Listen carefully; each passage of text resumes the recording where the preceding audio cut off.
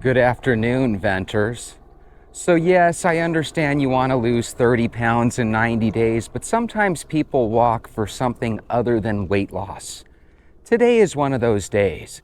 I have a sad story to share with you. It's sad because when you're a little boy or you're a little girl, you look at your parents in such a special light. As you get older, some of us don't even talk to our parents anymore, but a lot of us, when we're little, we see our parents as one of our best friends. So imagine the horror of a family in Mobile, Alabama, when a stepmom decided to take the life of a father of 2 children. Mobile police homicide detective testified that Taylor Rollins' 8-year-old daughter called 911 crying and said, "Please send help immediately. My stepmommy, Jennifer Heathcote, has stabbed my daddy. Come quick before my daddy dies. He's gonna die." Could you guys imagine the horror for an 8-year-old girl to have to call 911? The detective testified that the couple had been drinking alcohol. Of course, there's always alcohol involved, and people that want to do things that are horrible and heinous always seem to be fueled by alcohol. Is it just me, or does it seem that way? Anyway, he testified that the couple had been drinking alcohol, and Jennifer Heathcote grabbed a pair of scissors to attack Rollins. Rollins was swift enough that he grabbed the scissors away from her, so instead of calling it a day, she went into the kitchen, guys, and grabbed a knife. The detective testified that she must have used excessive force, because when she went ahead and stabbed Mr. Rollins, his name was Taylor Rollins, by the way, when she stabbed Taylor Rollins, the puncture wound was so bad that it went ahead and it pierced and broke through not only his rib cage, but also into his lungs, and it pierced into his heart. The detective further testified that Rollins's 11-year-old son heard his sister scream and then heard his father say, "Jennifer, what the fuck is wrong with you?" Could you imagine that being one of the last things you hear your father say as he's lying on the floor in a pool of blood because some crazy woman got a little too much alcohol in her and then tried to hurt him not only once with the scissors, where she was obviously unsuccessful, he took the scissors away, but then she goes into the kitchen and grabs a knife and then proceeds to stab him in such a way that is so harsh and so strong that she ended up breaking through his rib cage, past his lungs, and into his heart. And that's the last memory that these kids have of their father. Apparently, when they went over these details in court, Taylor Rollins' family was so distraught that when the court proceedings were over, it even spilled into the lobby of the courthouse. And they were showing the video where apparently his family was just talking a lot of trash to this woman and her family. And I don't blame them. You know, that really is something that people play the role of God and are willing to take away people's lives. So I'm going to read to you now 5 comments that people left on the video that I saw, and you could just tell that each one of these people was actually feeling pain from this situation, because when you think about the innocence of an 11-year-old boy and an 8-year-old girl, for them to see this family that was probably, or these people that were probably always arguing, always had plenty of money to put some, alcohol in their cup, right? And then all of a sudden something bad happens, and the only people that are going to suffer are these 2 kids. And I just think that's absolutely horrible. At this devastation, of course, I forgot to put the name of the person again. I'll make sure I put it up on the screen. This particular comment said, "This devastation brought to you by alcohol. I hate liquor." You know what? I totally agree with you. Whenever liquor is involved, it seems to make happy people happier, but it seems to make miserable, evil, hateful people even more miserable and hateful. If you're a person that drinks a lot and you're one of these guys that when you drink, or women, that when you drink, your kids want to be nowhere near you, you should be ashamed of yourself. You pick alcohol and cigarettes and drugs over your family members that need you the most. And now this Jennifer Heathcote has taken away these two little kids' father, and now there's probably a darn good chance that these two are going to grow up and they've always learned that to cope, their parents were drinkers. So now in the future, instead of them staying away from it, I would say odds are they're probably going to be affected by alcohol for the rest of their life. So Jennifer, I hope the judge throws the book at you. The next comment that I read was, I hope the kids have family members to take them in. They are the true victims in the crime. Imagine living with that memory for the rest of their lives. And that's the sad thing. I told you guys a couple times that when I was 5 years old, my mother's boyfriend beat her up. And at 1 or 2 in the morning, whatever time it was, late into the morning, I had to run to the neighbor's house, banging on the door, hoping to all heaven that this guy wasn't behind me. And I think we all know that when it comes to a 300-pound man or a little 25-pound boy, the 25-pound boy is not going to survive.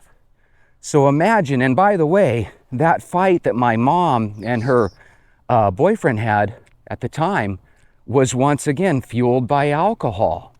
To give you an idea of some of the scary things that I had to grow up with as a 4, 5, and 6-year-old boy, we had a couch, one of these pleather couches, because, you know, people that have a lot of alcohol in their system very rarely get the real leather couches. They buy junk like pleather couches, right?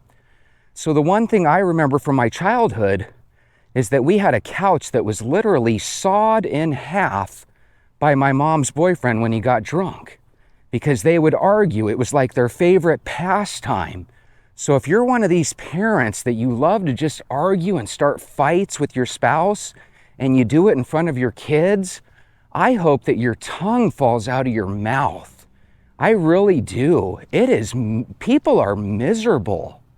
And I just can't believe that people will sit there and have their family be poor and broke so they can constantly have a stream of alcohol in their freaking mouth. And the things they do to people when they're under the influence is so evil that, once again, Jesse's going to say it, throw those people in jail and let them rot there for all I care. This damn piece of shit person. God, so damn irritating. At Tenacious One. Hey, so I wrote down some of their names. At Tenacious One writes, he was in an abusive relationship. Men sometimes fail to see it for what it is. Guys, that was one of the main reasons I wanted to share this story with you. I think we've all heard of 1,000,001 stories where the guy is hateful, right? But this sounds to me like a situation where the woman was constantly hateful. And when they showed her picture on the video screen, it almost made me want to vomit, because they show her and she's like crying and distraught. And it's like, what about the tears for those damn kids as you were taking their father's life? And you know as well as I do, on average, most women are not as strong as men. So when you're stabbing some guy with so much force that it breaks through a rib, past his lungs, and into his heart, what kind of devil are you? You know, it's okay if you guys don't want to believe in good or you don't want to believe in God, but you don't need to be a believer of anything to know that the devil is real and evil is real. And I'm telling you, one of these days, we're going to have to take a stand against evil. And I just hope that we're all ready for it, because that's what I believe the end is going to be. I think there's going to be a great, wonderful day where one day the good people of this country or the good people of the world stand up and say no more. And you want to know something that was horrible? The detective also testified that this wasn't the first time Jennifer Heathcote had pulled a knife on Taylor Rollins. Now here's where I'm pissed at Taylor. If your wife pulls a knife on you or your husband pulls a knife on you, get out of that relationship. Don't turn around. Do not look back. Get out of there. For this to happen, and you know those kids probably saw the other times when it happened too, and you're still repeating the process, disgusting, sick. And if you were alive, I'd be really upset at you, but because you lost your life, it's really hard to be angry with the victim. But here's the thing. Are you a victim if you absolutely know that you're in the presence of evil and you're allowing evil to be that close to your kids? It really makes you want to pull your hair out, because it's one thing if you're a bad person and you change your ways. I've seen people quit alcohol and they act like angels. If you're a bad person, quit doing what you're doing. I'm telling you, wouldn't it be great if every time people did shitty things, instead of their friends kind of smiling and looking the other way, wouldn't it be great if friends started grabbing you by the collar and saying, "Don't make me kick your ass"? Wouldn't that be great if people did that? It's just awful. It's almost like we live in this world where people are always in their little echo chamber, where people always say, "You're right, queen. You're right, bro. You're in the right." Instead, what they should be saying is, you're in a relationship that's going to end in a number of ways. You're either going to end up in the morgue, or you're going to end up in jail, and you're going to end up having kids that can't stand you and hate you.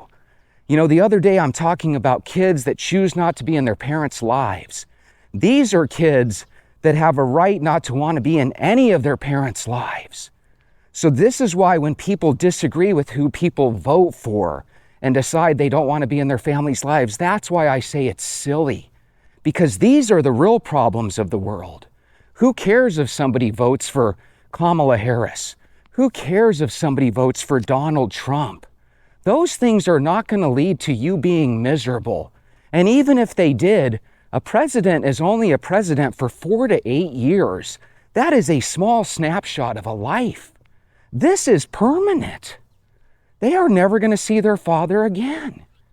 And like I said, when people see this stuff, this evil, they're going to think for the rest of their life that when you're having a fight, you bring out scissors and you bring out a knife. And alcohol is not something you should enjoy. It's juice that fuels the evil. So again, it's just awful. It has a horrible domino effect. I hope they throw her in jail forever. At Hazel Hadley /Brit 6396, what a name. She says she is going to claim she was being abused by him when she was the abusive one. Hazel, I have a feeling you're right. Wouldn't it be great if when people knew they had the devil in them and they knew they were wrong, wouldn't it be great if they just went up there on the stand and said, "Throw me in the electric chair, throw me in jail and get rid of the key"? Wouldn't it be great if people ever asked for what they truly deserve in life? You know? Unbelievable. I agree with you completely. She's going to go right up there. And just like the other day, if you guys watched my video, that woman the other day is going to go up on the stand and she's going to say, "Hey, that gun that the dad had that the little girl ended up blowing her head off with, that was my gun. Remember we were talking about that?" She's going to take the blame to keep the evil stepdad out of trouble, even though the stepdad led to the little girl shooting herself in the face or in the head, right? This is that same situation. She's going to go up there, throw some crocodile tears up on the stand, and convince everybody and their brother that she was validated in doing what she did. And that should make everybody sick. I hope the judge, and more importantly, I hope the jury say, "Nope, sorry, bitch, you're going to jail." I really do. This is awful. The only thing that hurts me more is when men do this to moms. But it's getting to the point where we're hearing more and more about women doing this. There's a great movie from the 80s with Farrah Fawcett, and it was called The Burning Bed. If you're a Burning Bed fan or if you've seen the movie, let me know down in the comments. The movie was based on the fact that this couple had 2 kids, and the dad was just constantly beating the shit out of the mom. It was like, a good day, he's going to beat the shit out of her, and on a bad day, he's going to beat the shit out of her twice. It was one of those movies where every time he was in the same room with her, even though you're on the safety of your house watching this movie, there's a piece of you that just wanted to run. This guy was so evil. And at the end of the movie, if you guys remember, she ends up throwing gasoline on him, and lighting him up. And we actually got to the point where we could see where she was coming from. Nobody wanted her to be guilty. They wanted her to be let off because we saw how evil this guy was. Well, I don't get that vibe this way. This isn't the same situation.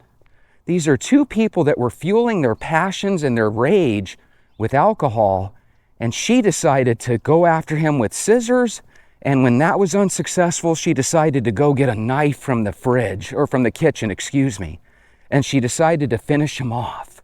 She had multiple time to think about those kids and to change her mind. This is why I urge you guys, when you're in these type of relationships, put your damn shoes on and go for a walk. I mean, is it really worth it? And you want to know what's crazy? When they're away from the alcohol, when they're away from it all, they're able to say, God, that's crazy.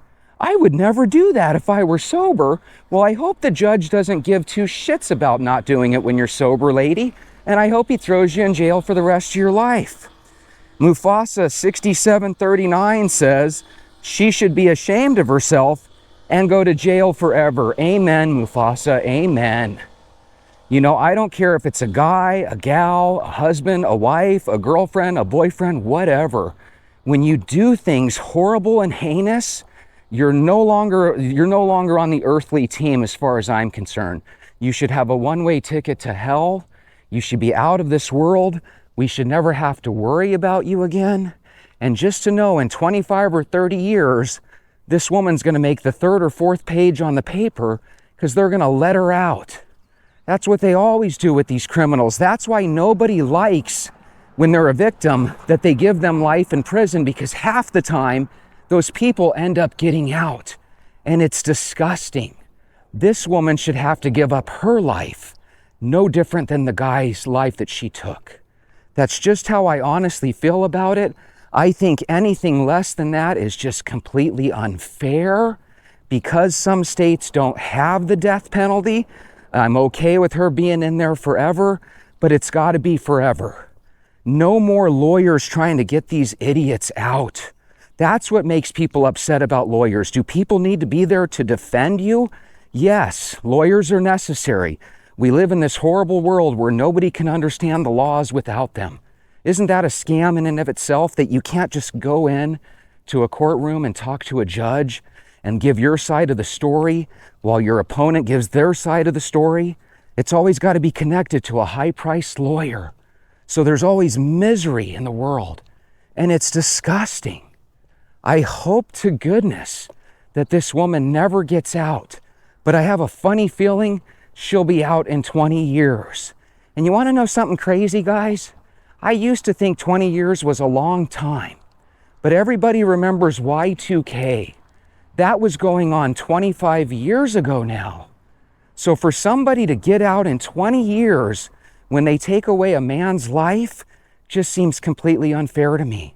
I hate when you hear of these people coming out and then other people will say, hey, they paid their debt to society. Go to hell. They did not. They did not.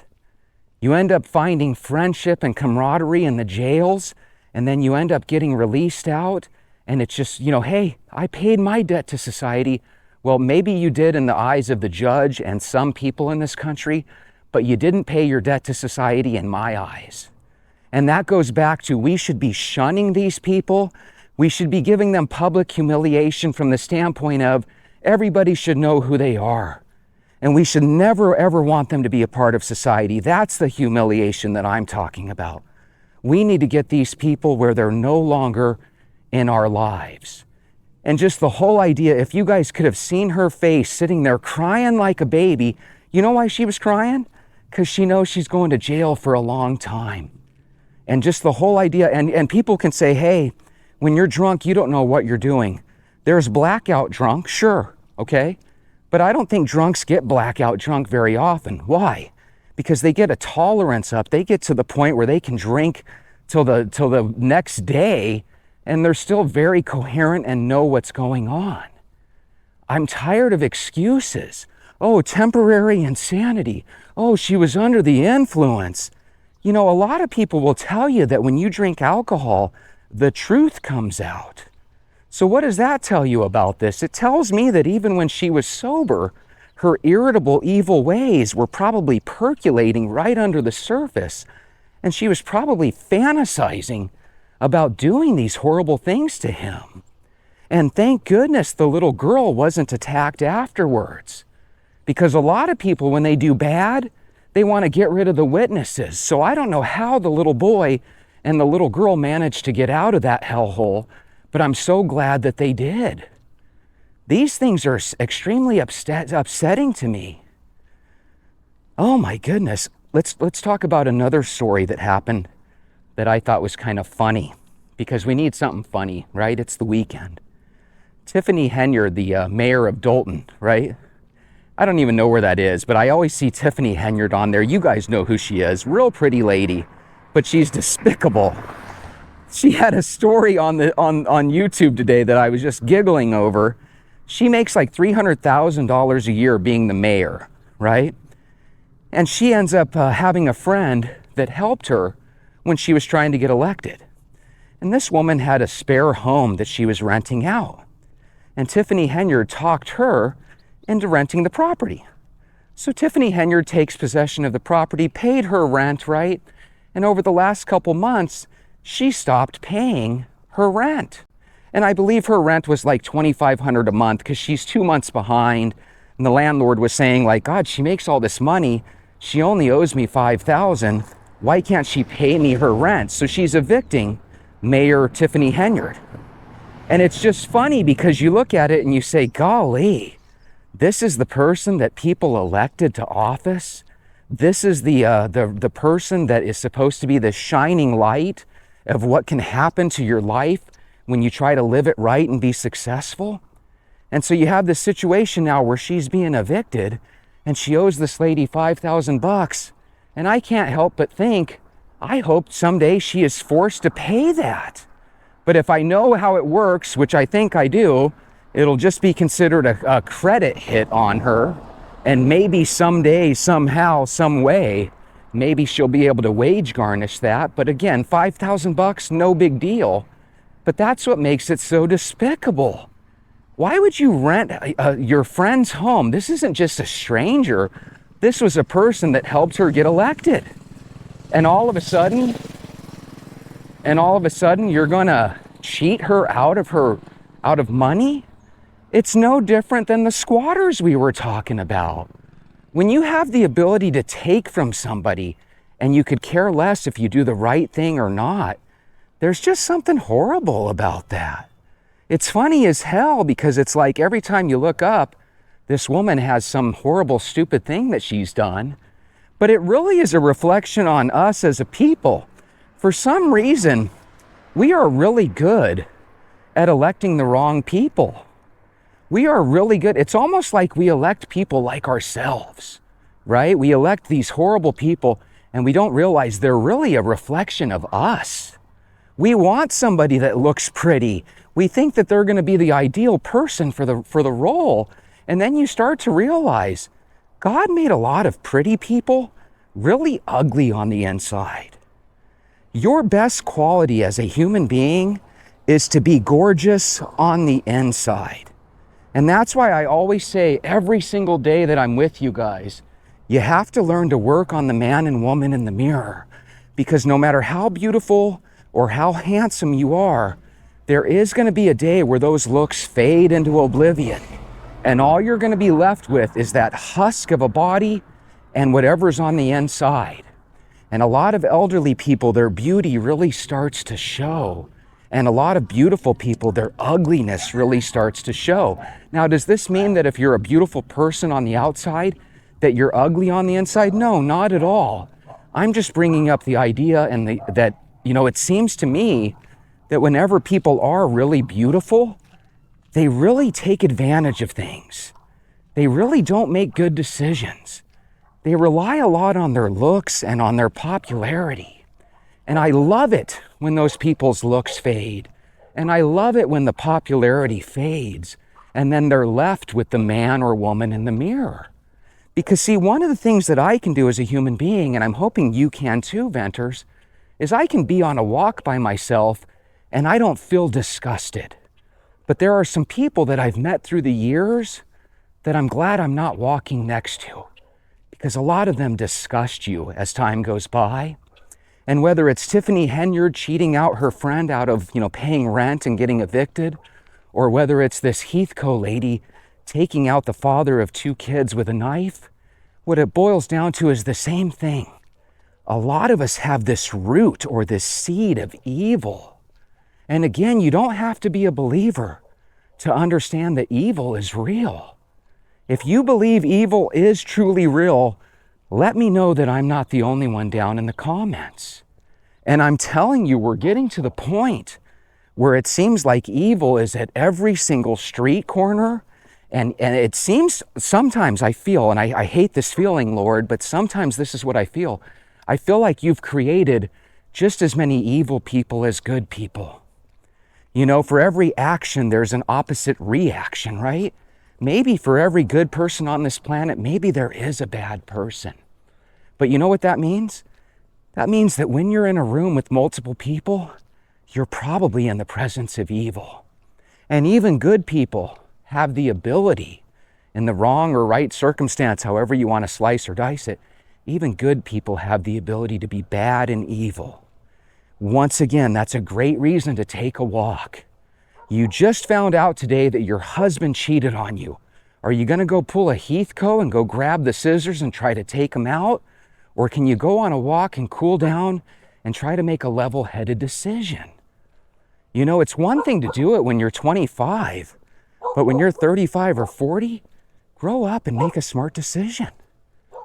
That's what blows me away about people. And again, if you're friends of some hothead, take him off to the side and tell him to act like a human being, or you don't want nothing to do with him.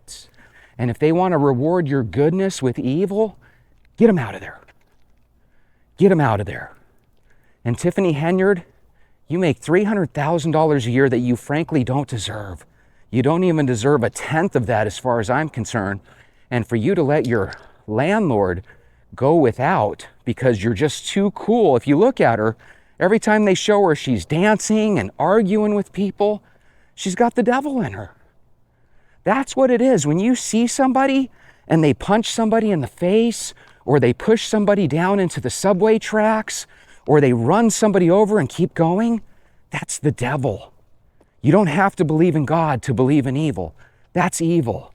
And I think when we see evil, we shouldn't be thinking things like, hey, let's reform them. We shouldn't be thinking, hey, let's give them a small bail or bond that they can pay and afford, because they're so unfortunate because of the lot they're in. They're in the lot that they are because in every fork in the road, when it comes to making a good, righteous decision or a bad, evil decision, they knowingly and willingly choose the bad, evil decision. Those are people that are going to be our relatives in life. Those are people that are going to be our buddies in life. And I challenge you, you would rather be a person with no friends than with evil friends like that. So here's the challenge I have for you, venters. You probably know some people like this. These are the type of people that you don't want to give a second chance to. These are the type of people that need to know that you want nothing to do with them or their evil ways. Because I guarantee you, if we were to go up to a couple of her girlfriends, I bet you they've told her before, Queen, do what you got to do. He's a jerk. He's an asshole. And this is once again why I tell people, quit getting into your friends' lives and quit trying to make them just as miserable as you are. People need the Lord. They need Jesus. They need something positive in their life. And all we ever do in these echo chambers is we reward horrible bad behavior. So do something good by going for an extra walk. I'll see you tomorrow.